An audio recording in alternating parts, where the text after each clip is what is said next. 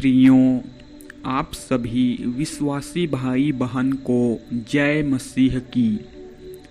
आपका हमारे YouTube channel गौरव मसीह में स्वागत करता हूँ। निर्गमन अध्याय 28 में परमेश्वर के रहस्यमय तथ्य के बारे में आज हम जानेंगे। परमेश्वर के पवित्र वचन के बारे में समझेंगे। तो दोस्तों, वीडियो को अनदेखा ना करें। वीडियो को बिना स्किप किए हुए पूरा देखिए। आज का हमारा टॉपिक है याजकों के वस्त्र के बारे में, एपोद और पटुका के बारे में, सीनाबंद के बारे में, याजक के अन्य वस्त्र के बारे में। प्रियों, इन सभी तथ्य के बारे में आज हम जानेंगे।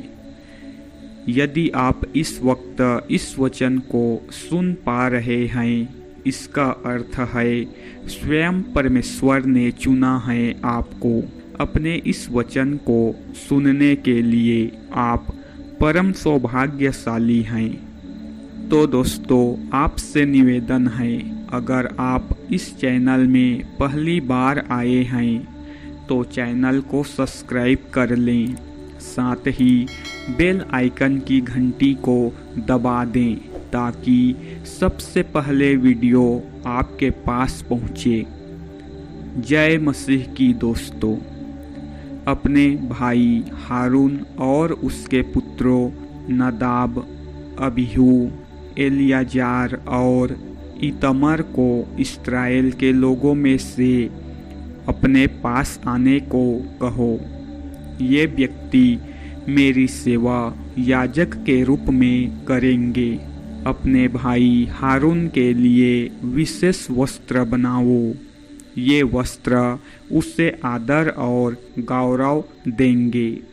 लोगों में ऐसे कुशल कारीगर हैं जो ये वस्त्र बना सकते हैं। मैंने इन व्यक्तियों को विशेष बुद्धि दी है। उन लोगों से हारून के लिए वस्त्र बनाने को कहो। ये वस्त्र बताएंगे कि वह मेरी सेवा विशेष रूप से करता है।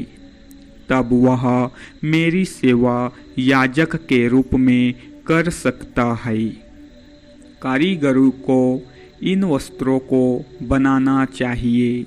न्याय का थैला, एपोद बिना बाह की विशेष एपोद, एक नीले रंग का लबादा, एक सफ़ेद बुना चोंगा, सिर को ढकने के लिए एक साफा और एक पटुका। लोगों को ये विशेष वस्त्र तुम्हारे भाई हारून और उसके पुत्रों के लिए बनवाने चाहिए।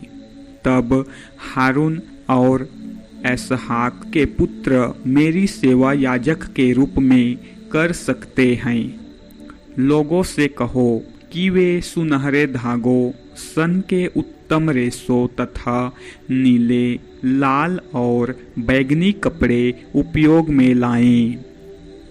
एपोद बनाने के लिए सुनहरे धागे, सन के उत्तम रेशों तथा नीले, लाल और बैंगनी कपड़े का उपयोग करो।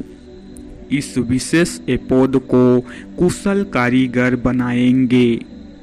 एपोद के हर एक कंधे पर पट्टी लगी होगी। कंधे की ये पट्टियां एपोद के दोनों कानों पर बंधी होंगी। कारीगर बड़ी सावधानी से एपोद पर बांधने के लिए एक पटुका बुनेंगे। यह पटुका उन्हीं चीज़ों की होगी जिनका एपोद सुनहरे धागे, सन के उत्तम रेशों और बैंगनी कपड़े। तुम्हें 2 गोमेदक रत्न लेने चाहिए। इन नगों पर इस्राएल के 12 पुत्रों के नाम खोदो। 6 नाम एक नग पर और 6 नाम दूसरे नग पर। नामों को सबसे बड़े से सबसे छोटे के क्रम में लिखो। इस्राएल के पुत्रों के नामों को इन नगों पर खुदवाओ। यह उसी प्रकार करो जिस प्रकार वह व्यक्ति जो मुहरे बनाता है, शब्द और चित्रों को खोदता है। नग के चारों ओर सोना लगाओ जिससे उन्हें एपोद के कंधों पर टांका जा सके। तब एपोद के हर एक कंधे की पट्टी पर इन दोनों नगों को जोड़ो। हारून यहोवा के सम्मुख जब खड़ा होगा, इस विशेष एपोद को पहनेगा और इस्राएल के पुत्रों के नाम वाले दोनों नग एपोद पर होंगे। यह इस्राएल के लोगों को याद रखने में यहोवा की सहायता करेगा। अच्छा सोना ही नगों को एपोद पर ढांकने के लिए उपयोग में लाओ। रस्सी की तरह एक में शुद्ध सोने की जंजीरें बटो। सोने की ऐसी 2 जंजीरें बनाओ और सोने के जड़ाव के साथ इन्हें बांधो। महायाजक के लिए सीना बंद बनाओ। कुशल कारीगर इस सीना बंद को वैसे ही बनाए जैसे एपोद को बनाया। वे सुनहरे धागे, सन के उत्तम रेशों तथा नीले, लाल और बैंगनी कपड़े का उपयोग करें। सीना बंद 9 इंच लंबा और 9 इंच चौड़ा होना चाहिए। चौकोर जेब बनाने के लिए इसकी 2 तह करनी चाहिए। सीना बंद पर सुंदर रत्नों की 4 पंक्तियां जोड़ो।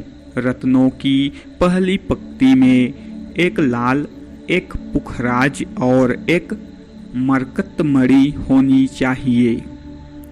दूसरी पंक्ति में फिरोजा, नीलम तथा पन्ना होना चाहिए।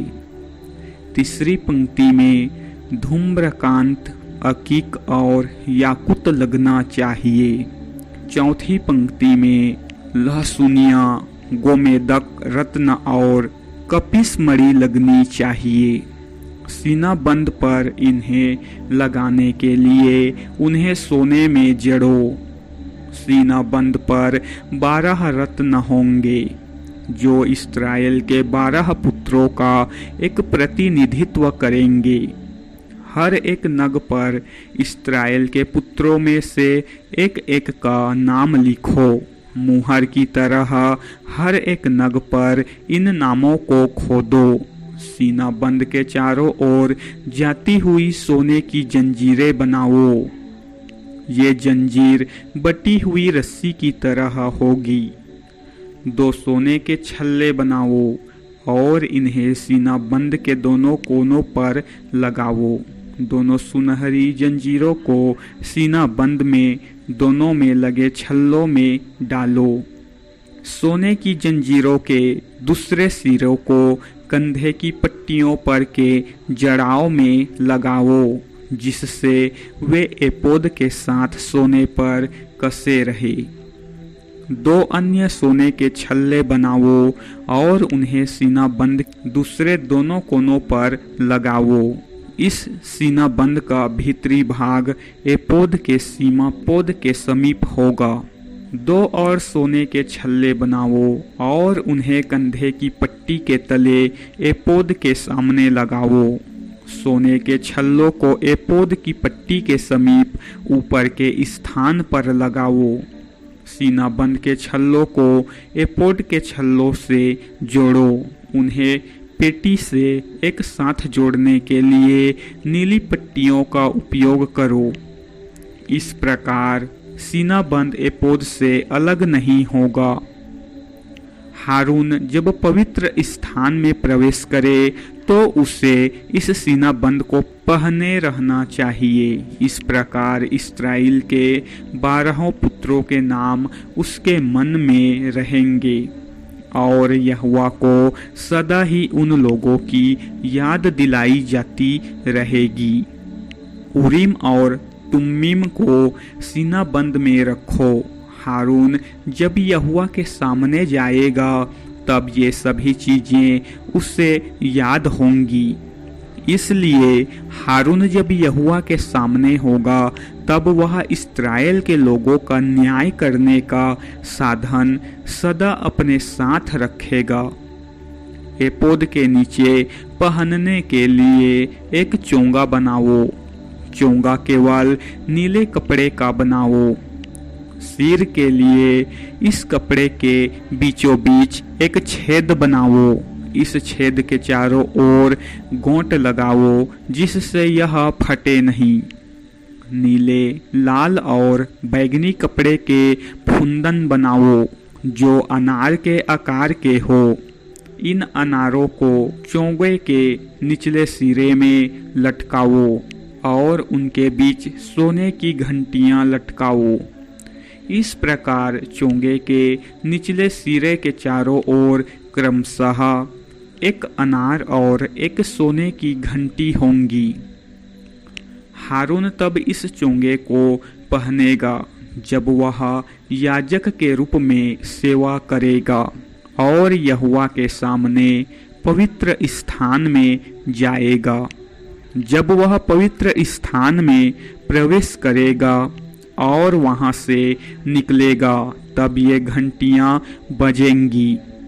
इस प्रकार हारून मरेगा नहीं। शुद्ध सोने का एक पत्रा बनाओ। सोनों में मुहर की तरह शब्द लिखो। ये शब्द लिखो, यहोवा के लिए पवित्र सोने के इस पत्रे को उस पगड़ी पर लगाओ जो सिर को ढकने के लिए पहनी गई है। उस पगड़ी से सोने के पत्रे को बांधने के लिए नीले कपड़े की पट्टी का उपयोग करो।